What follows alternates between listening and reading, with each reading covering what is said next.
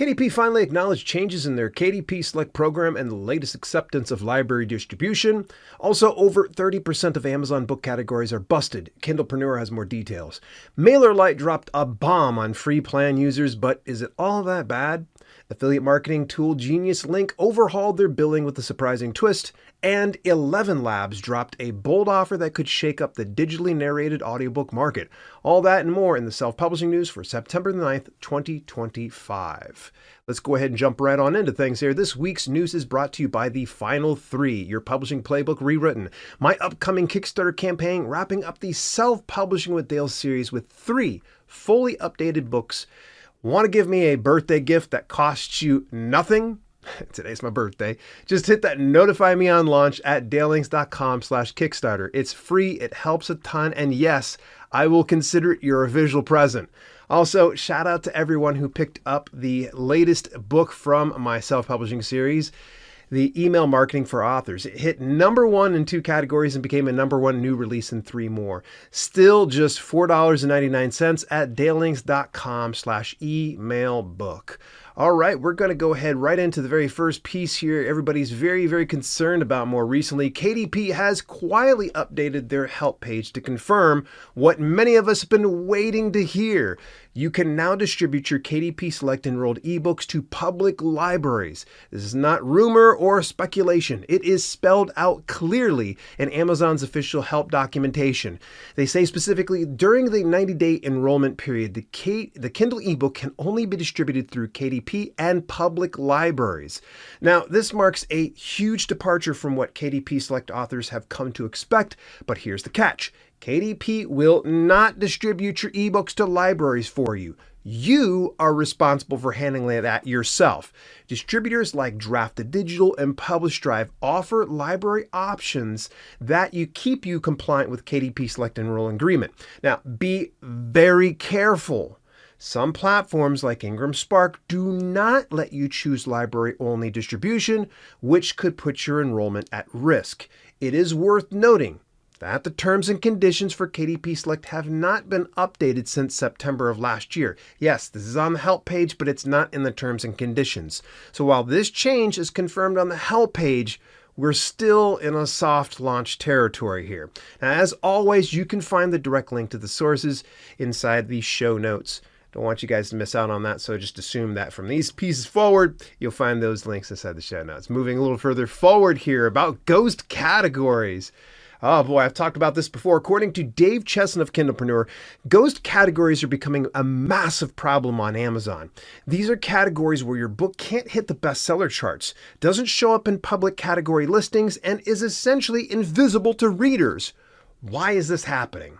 Well, Dave suspects Amazon's new AI system is a major culprit, and I lean in favor of that theory. It was something I was kind of thinking like, oh man, these ghost categories didn't show up until we had AI running amok over on Amazon. Well, here we are. He also says Amazon may be using ghost categories as a shortcut when publishers request new ones. Instead of properly integrating them, Amazon adds these ghost listings that don't help anyone. Here's the worst part. You won't know you're in one unless you check. Now, Publisher Rocket now flags ghost categories instantly. Now, if you're not familiar with Publisher Rocket, it's the keyword research tool that Dave Chesson had put together and founded the company for that. Now, Dave says their latest data shows that over 30% of Amazon's categories for books are ghosts. And the number is climbing. What? If you're in one, you're basically stuck in a black hole. You won't rank, you won't be seen, and you'll lose out on sales. Now, I'm a huge fan of Publisher Rocket, and this is one of the many reasons I love them. Grab a lifetime license while they're still available when you visit my affiliate link at dalelinks.com/rocket. If for some reason you don't like Publisher Rocket in the first 30 days, you can request a refund. No fuss, no muss. Again, that's dalelinks.com/rocket. All right, so even more news coming out here from Amazon. We're not done yet. Amazon has just announced they're no longer charging the regulatory advertising fee for ads served in Canada.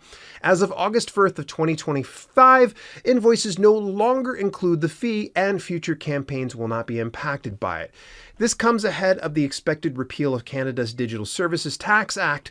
Once that repeal is official, Amazon says advertisers will automatically receive refunds for any previously collected fees, and there's no action required. This move means lower costs for authors running Canadian ad campaigns and potentially a little money back in your pocket if you've advertised in Canada before August. All right, moving a little further forward, major information coming out from writer beware, Victoria Strauss. You're familiar. I've talked about her in the past. Now, you might want to double check your copyright status, even if you're a traditionally published author. Yeah, you heard me right. I'm actually talking to TradPub authors here today, and I think it's important to note. Now, a recent post from Writer Beware uncovered a disturbing pattern. Some of the biggest publishers in the U.S. have not been registering their authors' copyrights, even when their contracts say they will. Author Victoria Strauss shared her own story. Now, one of her books, published by an Amazon imprint, wasn't registered, and she's not alone. Authors are now discovering that publishers like Penguin Random House and Tor failed to register copyrights for entire portions of their catalogs. In some cases, only 2 out of 7 books were registered. The pattern? It's random, it's inconsistent, and it's widespread. Now, why does this matter right now?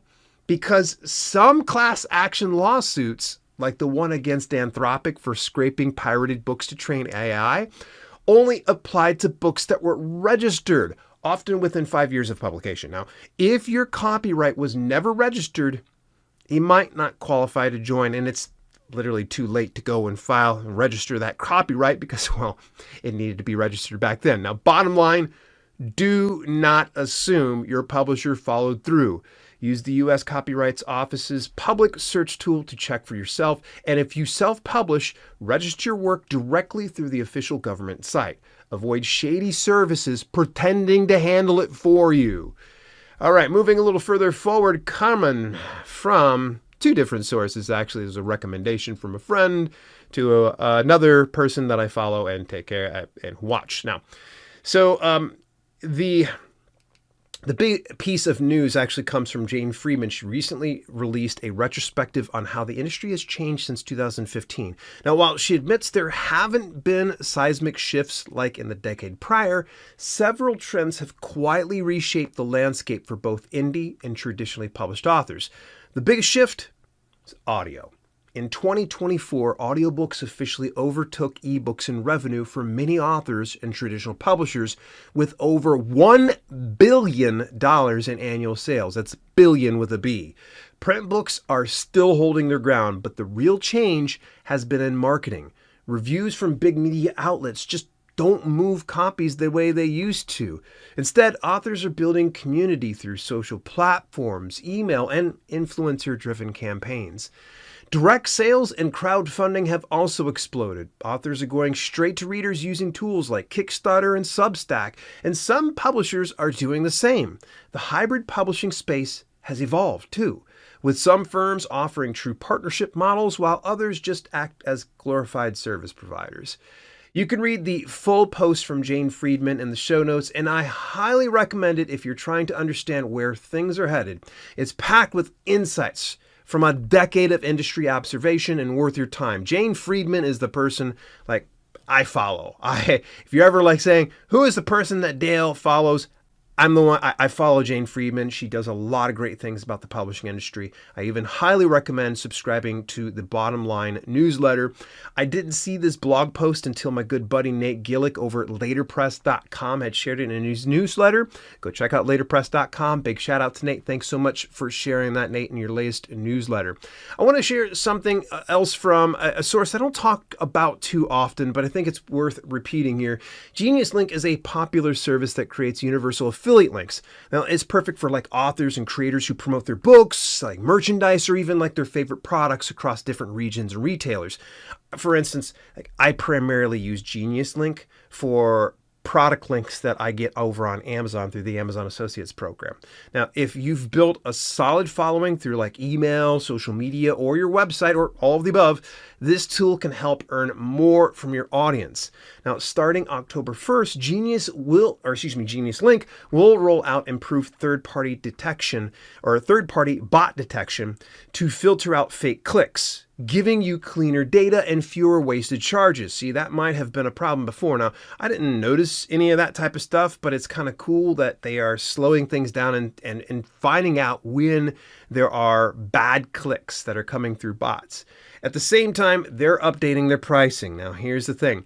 The base plan stays at $6 a month for 1,000 clicks, and extra clicks will now be $3.50 per 1,000. Now, a lot of you probably going, oh my gosh, that's a lot of money. It can add up. But believe it or not, with them clamping down on this bot detection, this is a good step in the right direction. Now, even with the change, most users should see more accurate billing and performance reports. See, that's the good thing. It is my preferred affiliate marketing tool, and you can try it for free for 14 days by visiting dalelinks.com/genius. All right, moving a little further forward, the fine folks over at ALLi need a little bit of our help here. They have their latest survey that is rolling out. The Alliance of Independent Authors, easy for me to say, has launched its 2025 Author Income Survey, and they're calling on all indie authors to share their experience. This isn't just another survey, it's a tool to fight back against the tired myth of the starving artist and provide a clearer picture of what's really working in self-publishing today. Now, if you've ever wanted better data to understand where your income stands, how others are earning, or which models are thriving, this is how we get it. ALLi uses this data to advocate for fairer terms with retailers, platforms, and policymakers. It also helps me and others in this space get a sharper view of the big picture, what's working, what's not, and how we can all grow together as authors. It took me like less than 5 minutes to complete this, so it shouldn't take you too long. If you are eligible, take the survey at allianceindependentauthors.org/survey before it closes on September the 17th. Moving a little further forward, this is the bad news. I know, I love me some MailerLite, but I come bearing bad news for sure. If you're using MailerLite's free plan starting September 23rd, the subscriber will drop the limit for subscribers on the free plan from 1,000 to just 500. Yeah, they cut it in half. And according to MailerLite, this change helps fund continued platform improvements like their AI assistant and digital product sales tools. Now, if you're on the free plan, you'll need to either trim your list or upgrade. So if you're finding that, so for instance, you're at, say, 600 subscribers, you're going to probably need to start trimming some people who haven't opened some of your emails lately. So that way you can continue to stay in that free plan if you have to. I hate to hear this drop, and it kind of sucks because you get it up to 1,000, you for sure could start monetizing your newsletter. But the good news is, there is good news, all right? They're offering 30% off the first 3 months of any paid plan to help smooth the transition. Paid users also unlock perks like unlimited emails, advanced automation, 24/7 support, and access to digital sales tools. If you've been putting off the switch, now might be the time.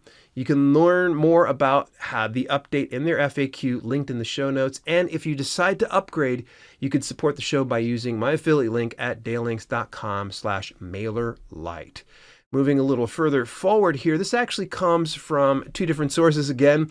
This is mentioned by Joe Solari, the founder of Author Nation. Big thanks to Joe, by the way, for tipping us off about this. 11 Labs has officially launched ElevenReader. It's a direct-to-reader audiobook platform that lets authors create studio-quality audiobooks using advanced AI voice technology. Now, you keep 60% of every sale, and through September, you get to keep 100% of the royalties. What? Yeah.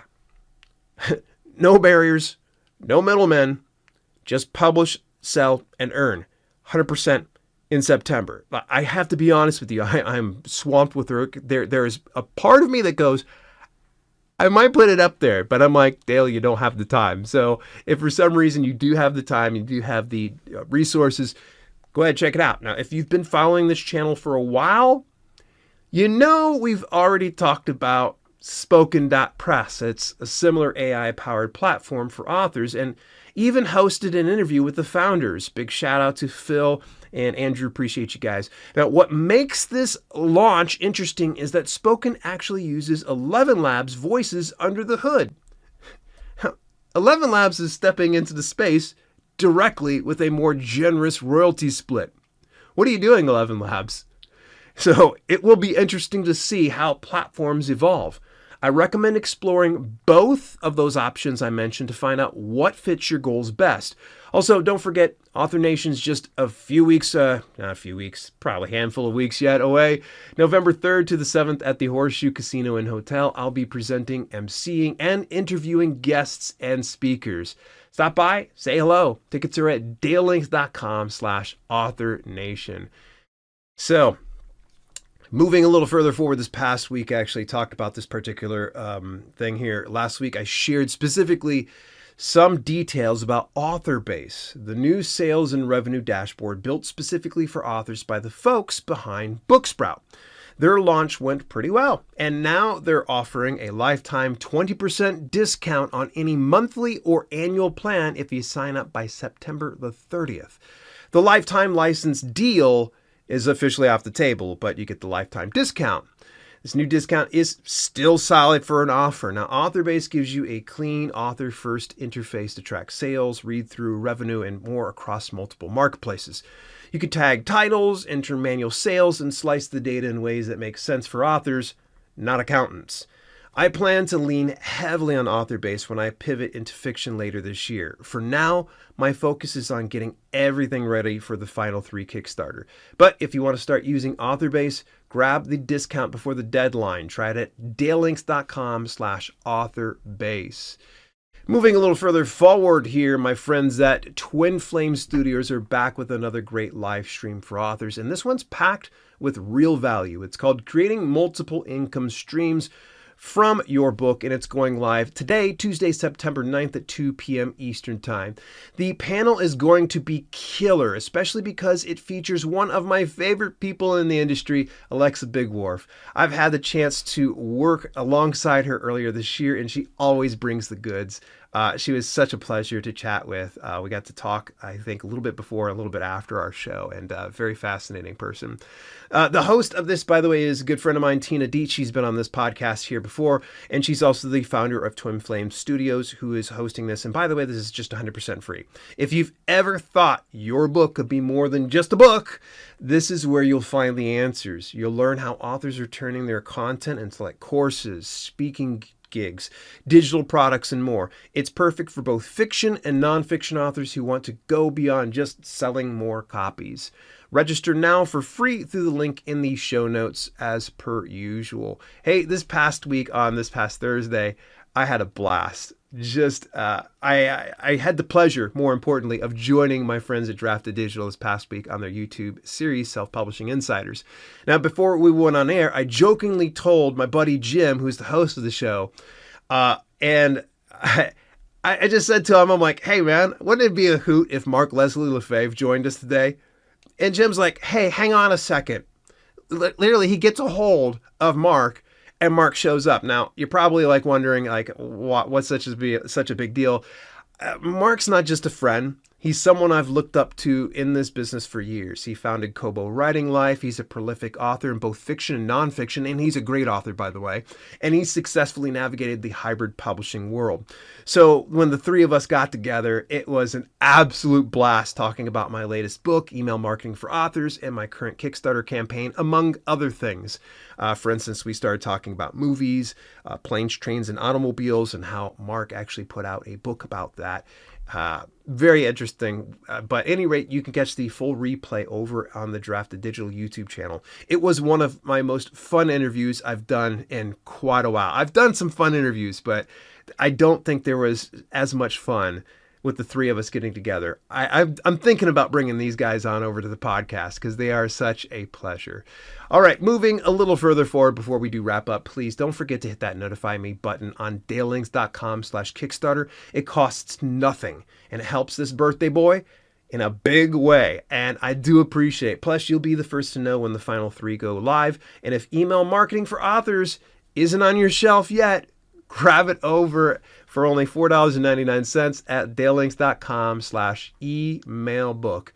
That's all I have for this week in the self-publishing news. What did you think? Did I miss anything? If so, join me on Discord and hit me up there. Till later, this has been Self-Publishing with Dale, and I'll catch you next week. Hey, thanks so much for tuning in. Special shout out to my channel members for both the podcast channel and the main channel. Without your support, some projects we do at Self-Publishing with Dale would be much harder to fund. If you want to contribute to the cause, visit dalelinks.com/memberships for details and get your on-screen shout out at the end of each broadcast. Till later, this has been Self-Publishing with Dale, and I'll see you soon.